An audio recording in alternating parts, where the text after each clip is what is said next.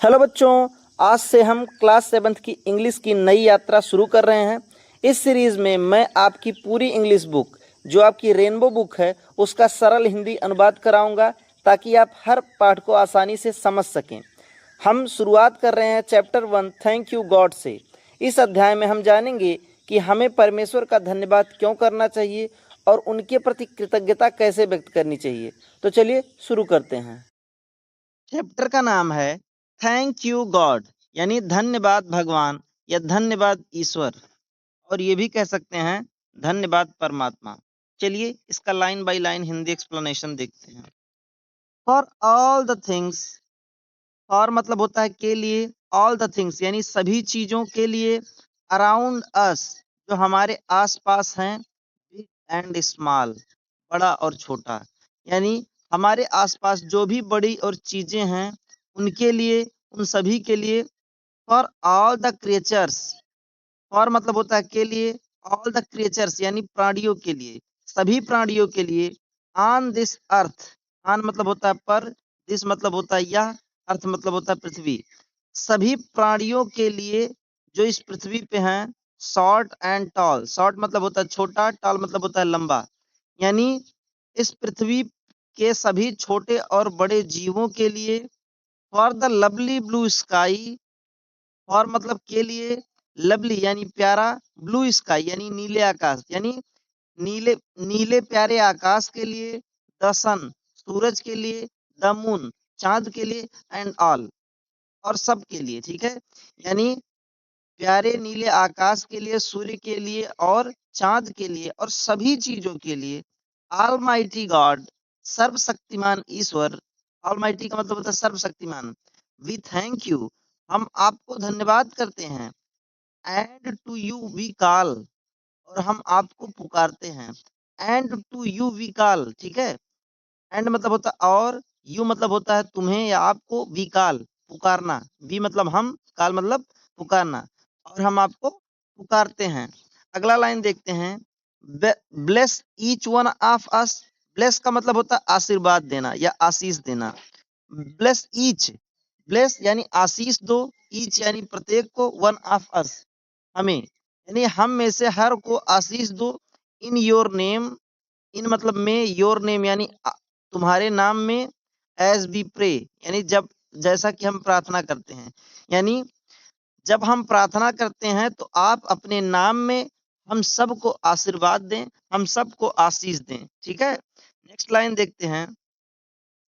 Give us love, give मतलब होता है देना, ठीक है।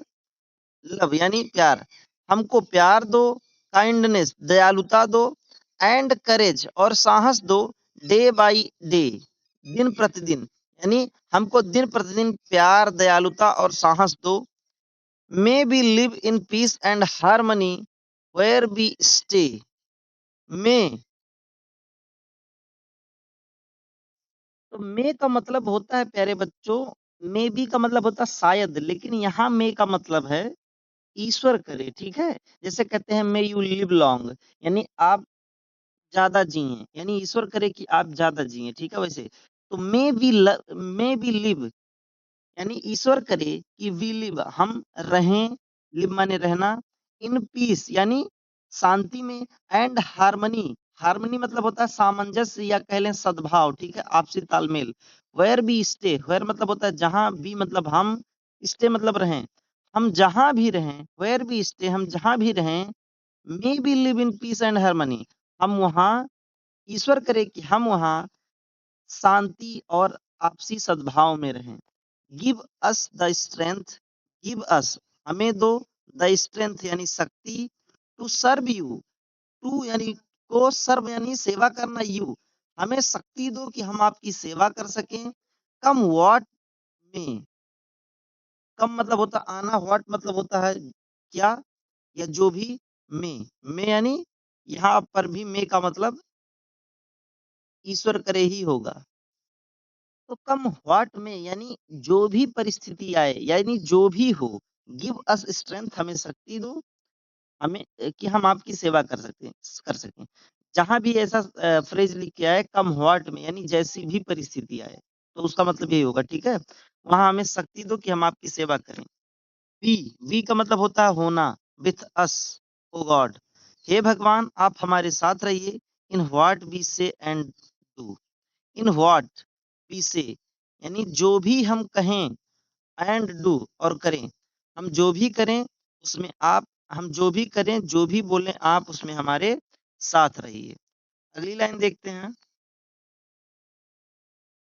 एक्सेप्ट दिस प्रेयर, इस प्रेयर को एक्सेप्ट करिए। एक्सेप्ट का मतलब होता है स्वीकार करना, यानी आप इस प्रेयर को स्वीकार करिए। ओ गॉड हे भगवान, वी बो डाउन टू यू, वी मतलब होता है हम, बो डाउन का मतलब होता है शीश झुकाना, ठीक है, टू यू, जैसे सब लोग झुक के प्रणाम करते हैं वैसे। तो यहाँ पर कहा जा रहा है कि हे ईश्वर आप हमारे प्रेयर को एक्सेप्ट करिए, स्वीकार करिए, जो हमारी प्रार्थना है। वी बो डाउन टू यू, हम आपके सामने सर झुकाते हैं। तो प्यारे बच्चों, आई होप आप इस चैप्टर को बहुत अच्छे से समझ गए होंगे।